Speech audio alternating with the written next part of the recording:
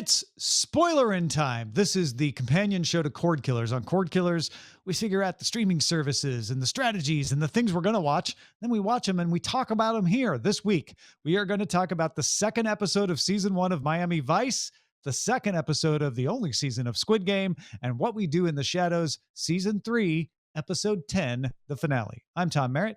He's Brian Brushwood. Heck yeah, dude. My only question is, where do you want to dive in first? I'm hungry.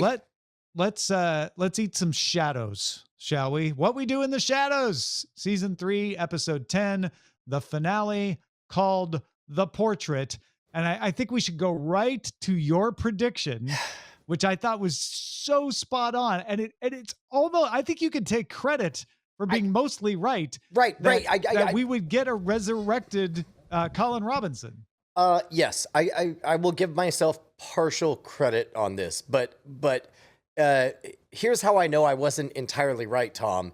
If I was right, my jaw wouldn't have been on my knees during that scene because I wouldn't be that surprised. Going, yes, yeah. Exactly. Before that, a very, very minor note. Please tell me you caught it. As Laszlo is sitting there at the piano, Toast of London, right? talking about how crappy London is. He's playing the theme from Toast of London, so it was just right. Like the only way you would know that. They didn't pay any attention. They didn't make a reference to it. I squealed and looked at Eileen and was like, "That's the Toast of London theme," and she said, "Uh-huh." It was perfect. It was perfect for what it was. It was chaotic. Very messy, very unexpected ending. Huh. Yeah, very messy. But also I think in the vein of What We Do in the Shadows, perfect. In that it led you all to believe that it was ending, that they're all going off on their separate ways, and it's not. So you're just waiting to figure out, like, how is it not going to end that way?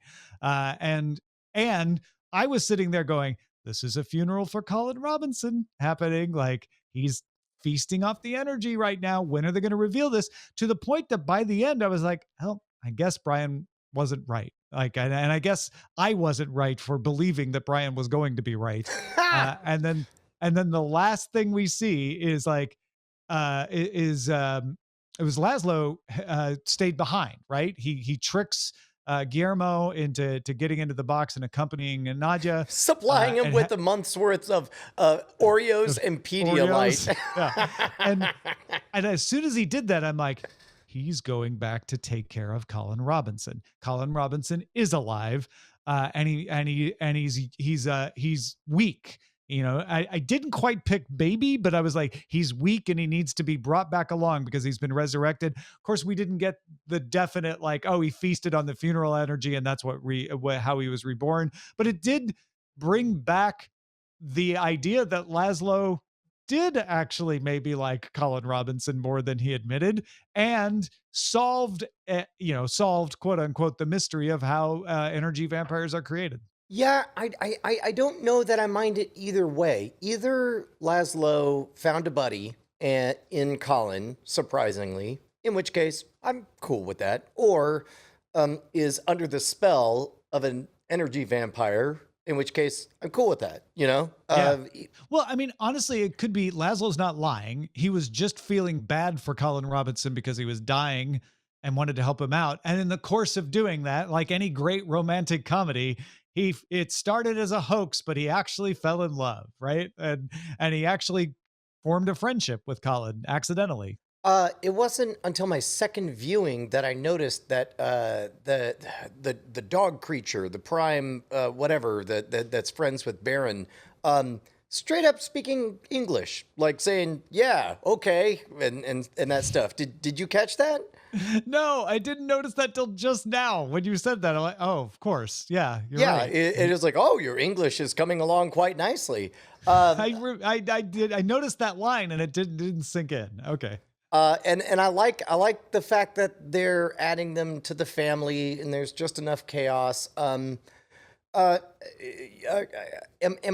right in that Jermaine Clement did not write any of these episodes, had very little to do with it. He was just the executive producer. Oh, he gets writer credit on this one. I'll look it up, but usually as created for television by Jermaine Clement and Taika Waititi. So yeah. I'm not sure if that means he doesn't write them at all or not. I don't know.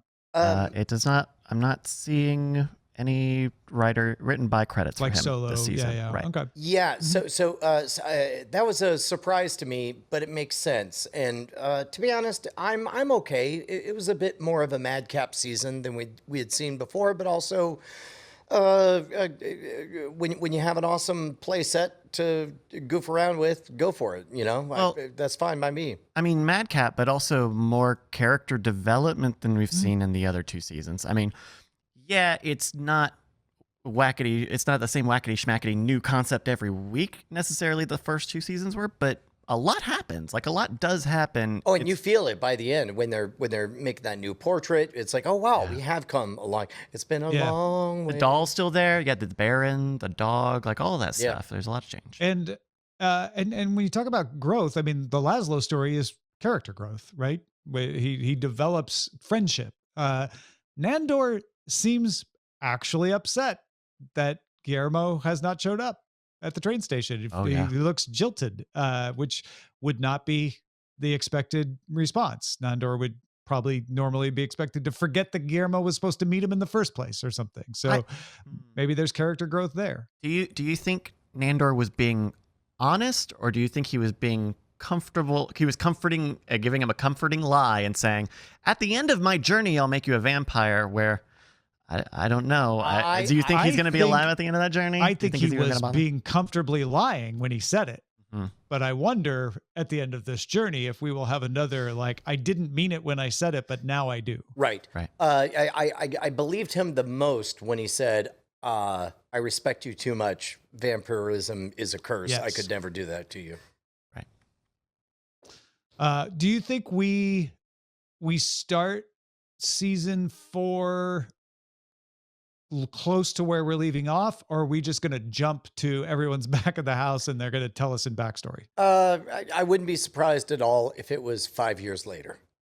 Just and it's that. Everybody, like, oh hey, how have you been? And then it's like a teenaged Colin Robinson running around, and Nadja's maybe even remarried someone else, and Nandor, is he actually competed in Eurovision or whatever? I kind of love the idea of Guillermo being a vampire. It's 5 years later and he's a vampire, but we don't know how he became a vampire, and that would be And maybe it turns out he's just decided to start faking it at some point. You know what you could do? Maybe you could do a really kooky thing, and I mean, if you made Guillermo a vampire, let's say they make Guillermo a vampire, that actually happens. Just presume you can do a time jump of however long you would like. You could do 100 years and they would still be the same age because they're vampires. That would give you a reason to like age Colin Robinson back up to being a 40-something-year-old man instead of doing the teen Groot thing. Like, you could do a really crazy time jump, and I would really respect the show for trying to make that work. Well, number one, you're 100% right. Number two, my gut reaction is that's the one thing that must never happen on this show, is that Guillermo must never, ever, ever be allowed to become a vampire. Until the end, until the show's over, right? Like that's your final card to play.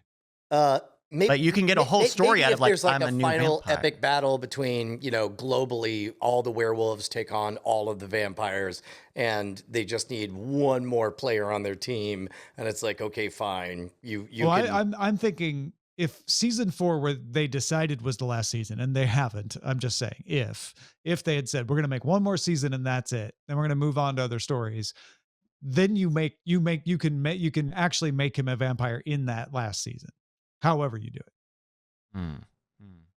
And it would be fun to start the season with him a vampire and tell how he got there over the course of the season in flashbacks.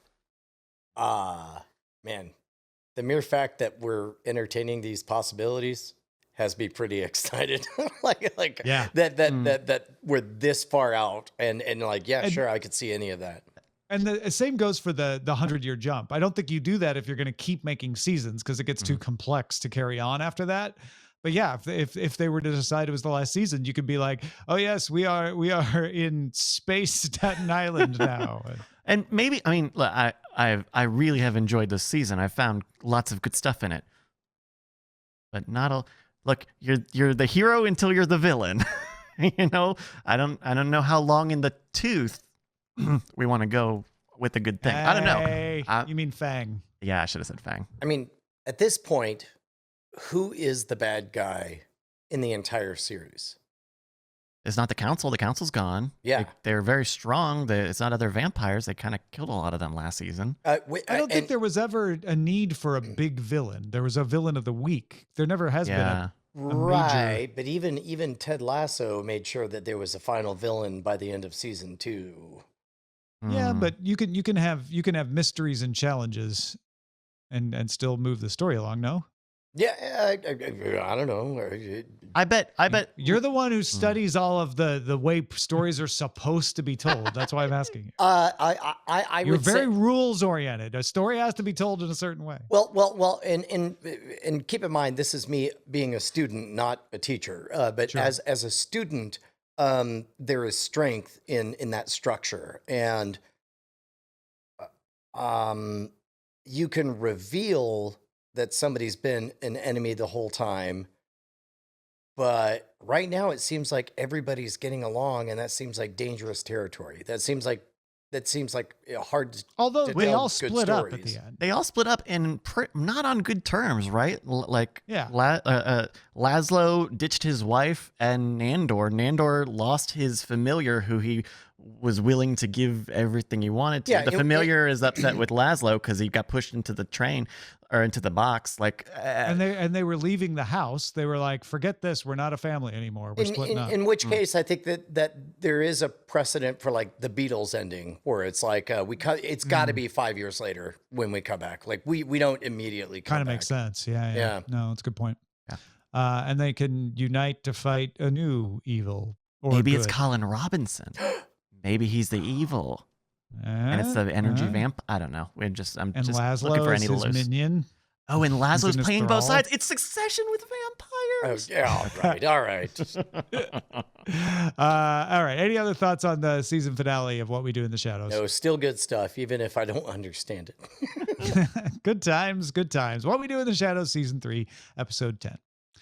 Let's talk about Squid Game, season 1, episode 2. The episode is called Hell, and we start with the aftermath of Red Light, Green Light, and immediately we get a vote on whether the games should continue, and the vote is no, and everybody goes back to their real life, realizes their real life sucks, and then by the end of the episode, they're jumping back in the van to head back to Squid Game. With some caveats, we have the girl from North Korea holds her breath, so she's going to find out something about where they're going. We also have the introduction of the outside force of the detective who's lost a brother to this game and is following along. I like that those are vectors. I also like that that they made no bones about it. They flat out let everybody go, and their real life just got even more terrible, and they decided to go back into it. Everything felt fair to me. I was so surprised. Last week, I felt really confident they would never leave the island, and now after this episode, now I'm confident they're not going to leave the island again until it's done. But maybe I will be proven wrong again. I was wondering if y'all were when they came back before you knew that they were going to end up back at the Squid Game for sure. What did you think was happening when were you like, great, now we're back to the boring part, which is their real lives, or what? There was a wave of that, but it went away as each of them, one at a time, you watch their situations get even worse, and you're like, oh, of course, yeah, no, they're going to realize it's there's nothing for me out here, and that's the whole reason I went in to begin with. Yeah. And I think what was nice, and I hadn't really noticed the first time through, they expand the stories. everybody is in episode 1, but they're ancillaries to our main carrier Gyun, and 4, 5, and 6. and this time you get North Korean girl, you get Gyun's school friend or childhood friend, I guess. You get their backstories, you get more scenes with just them. You see the Sebyok's brother, younger brother, at the children's center, at the orphanage, or wherever that's supposed to be. I even dug the idea that, of course, 101 would have the audacity to say, we're going to do a heist and steal all the gold. and of course, he would be such a dipstick that it wouldn't, he would immediately get betrayed and re-enlist in the games. Yeah, what did you make of that bridge scene where we get like the gang style shootout? I kind of dug that. I don't remember too many of the specifics. It's where his minion turns on him, is like, you idiot, you thought you could get away from the Filipino casino people? They're pulling up right now. And 101 is like, well, all right, then I guess I'm stabbing you for stabbing me in the back. I did find myself cheering him on, like, well, at least there's one I'm gonna take with me. It's like, yeah, I have all the indignity of having lost everything, but whatever. And yeah. you know what I really like about this episode? I'm still stuck on this thing that they got off the island, but I think it really closes the door on the idea, like, is it really that bad out there for them versus a death match?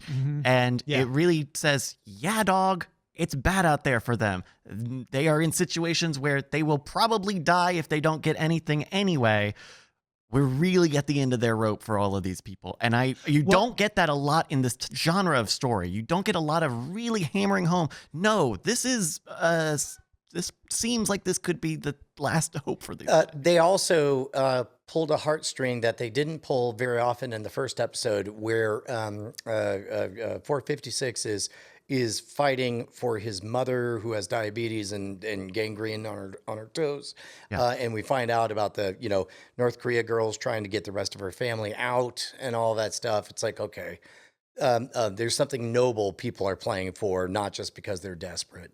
Yeah. And I think what's genius about Squid Game at this point is, after the red light, green light game, you're not sure this is fair. And you're like, well, wait a minute. They wanted to compete to get money because they're in dire straits. They weren't warned they could die. Like, that is unfair. So they reset and they said, great. Yeah, now you can die. You want out? Okay. And put everyone through the process of saying, you could be killed, and you still freely chose. Right. And also freely, quote unquote, that the adjudicators of the game are going to, forgive me, they're straight shooters. They're going to play play it totally fair. Yeah. Yeah. And so now it becomes like, oh, this is unfair. They're captive. They've been captivated. It's like, no, they now when they die, they knew the risks, sort of situation, which they didn't before. And I thought that was genius. And convince you, like you said, by telling you these backstories and showing, like, yeah, I might make the same decision if I were them. I get it. And we got it's not a big hint, but we saw that between the police investigator who saw the card and reached out to Gyun, but also, as I was going through these IMDb screenshots, the crematoriums where they're getting rid of the bodies, like, they've done this not just once before, they've done this many times before. There is an institutionalization to the Squid Game. And last week you asked us what we thought the big thing was, and I think that's a little clue into, okay, so this is a very serious operation. They do this they've done this many times. Mm-hmm. What'd you think of Ali Abdul's story? I think he's from Pakistan. Yeah, the mechanic. Good. Continue to be curious about what his story is, but it was a little different because he got money. Right. Well, yeah, but he also has a mark on his name now. Yeah. The fact that I thought that was everybody, it wasn't all like everybody's in dire straits. He's able to get his wife and child out of the country. We assume. Yeah. We don't see them leave, but he gives her the money and is like, get the heck out. I'm gonna try something else and see if it works. But Yeah. I thought that was a clever take on the story as well. And that was also them giving us the gruesome moment of the episode when they just showed that dude's hand getting. Yeah. Oh man, I had seen it once before and I forgot it was coming. And it was like, again, just like, ouch. Good show. All right.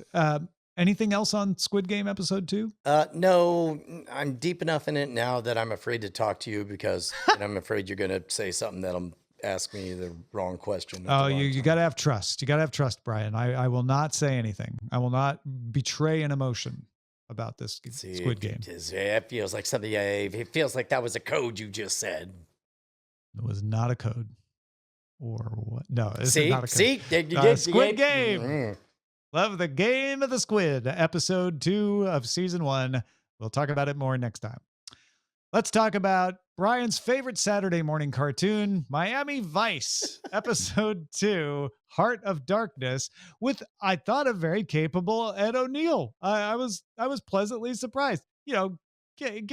Let's adjust for Miami Vice level metrics here, but I thought he did good. Yeah, he had the right amount of creepy. I believed him.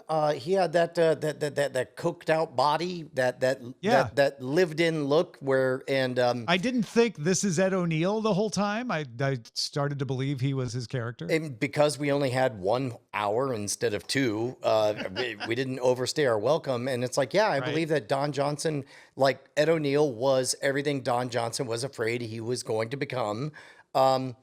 Bit weird for a recording device to turn into an FM transmitter. Kind of doesn't work like that. Yeah. Kind of not how the technology goes, but kind of a little more wackety. I mean, schmackety. you could make a mic into a speaker, so I guess. But it was definitely a moment where I was like, is this like a bad version of the file? Am I what? Is this not microphones don't? What are you?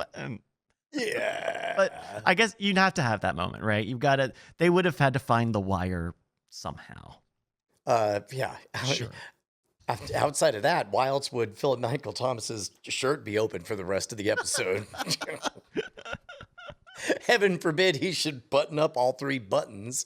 The opening though, the like, I'm like, dude, is this like a porno? I know. Like, yeah, this is definitely a porno. That was amazing. I was like, wow, the production quality has dropped precipitously on Miami Vice. I'm watching the light, that ugly green light flash in the window. I'm like, what is that even supposed to be? I was surprised, and I was really glad to see the complexity of the story, right? Because those guys do get arrested, and you're like, well, are they playing along? And then I was surprised that it was not a simpler story, in a good way. Well, yeah, I was taken in by that as well, because I'm like, oh, this guy's stopping. Like, man, their writing is almost like a porno. Like, with this guy stopping by, and it was. So that's really all I have to say about that. Yeah. So I know our next episode is like 6 episodes later. I may fill in some gaps and just if I want to have something really? on. We'll see. Just kind of a long distance runner. Stay in the moment. Nice. Yeah. One thing about our next episode, it is technically episode 7, but it is because there's a 2-parter in there. It's also listed as episode 6 because there's a 2-parter that's listed as 1 episode in IMDb. So One-Eyed Jack is the name of the episode that we're gonna watch. One-Eyed Jack, and it's Edward James Olmos is the guest star. If you're looking at a listing and you see Bruce Willis as the guest star, that's the next one after Edward James Olmos. We'll get to the Bruce Willis. Just hang in there. Yeah. So One-Eyed Jack. Anything else on Miami Vice? I am increasingly convinced that this is the greatest experiment we've tried in the history of our Spoilerin time adventures. I am definitely watching this in the morning with cereal this next time. Please, like, do. It's so great. Yeah. Yeah. All right. That is Miami Vice season 1, episode 2. And that is it for us this week. Once again, next week on Spoilerin Time, it's Squid Game episode 3. That's straight ahead. It's Miami Vice One-Eyed Jack. and Time Bandits. Or check the show notes to find out what movie we picked, because we'll be picking it on the After Talk. If you listen to After Talk on our Patreon, then you know that that's the movie we're watching next week. All of that coming up next week on Spoilerin Time, which you get early, patreon.com/Cordkillers.